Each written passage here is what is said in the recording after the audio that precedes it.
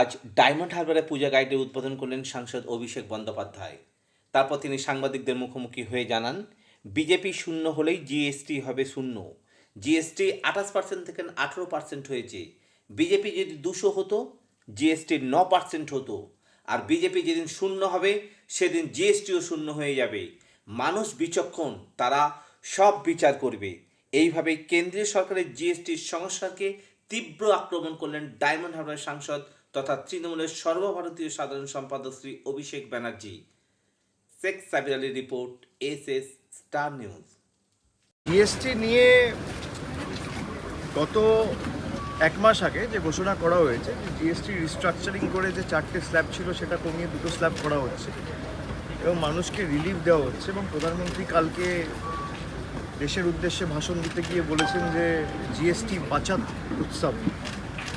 তার মানে 2017 থেকে যত থেকে জিএসটি হয়েছে, 17-18 থেকে কি 8 বছর জিএসটির লুট উৎসব চলেছে? 8 বছর জিএসটির লুট উৎসব চলেছে, তার মানে তাদের কথাই, তাদের যুক্তিতেই। আর এরা এখন চাপে পড়েছে, 240টা আসনে নেমেছে, তাই জিএসটি কমছে। সুতরাং প্রতিষ্ঠিত বিজেপি হারলে ট্যাক্স কমবে আর বিজেপি জিতলে ট্যাক্স বাড়বে। এ তো দিনের আলোর মতো পরিষ্কার।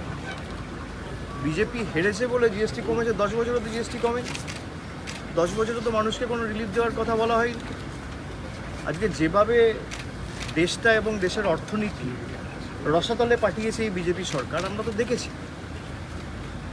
জিএসটির কোনো রেকমেন্ডেশন, স্টেটের রেকমেন্ডেশন কনসিডার করা হয় না। জিএসটি আদায় করার পর স্টেটের যে ডেভলিউশন, স্টেটের যে অংশটা, সেটা টাইমলি পৌঁছানো হয় না। বিরোধী রাজ্যগুলোতে যেখানে বিজেপির সরকার ক্ষমতায় নেই, সেই সমস্ত রাজ্যে টাকা আটকে রাখার একটা প্রচেষ্টা, মানুষের অর্থনীতিকে রসাতলে পাঠানোর একটা প্রচেষ্টা, এটা আমরা দেখেছি। এবং জিএসটি নিয়ে যে কৌশলটা কেন্দ্র সরকার নিয়েছে, মানুষের উপর ছেড়ে দিন। মানুষ অনেক বুদ্ধিমান, আমার আপনার থেকে অনেক বেশি বুদ্ধিমান। মানুষ জানে যে বিজেপি, ওই কথায় আছে না, খেলায় না পড়লে বিড়াল গাছে ওঠে না, বাংলা একটা প্রবাদ আছে।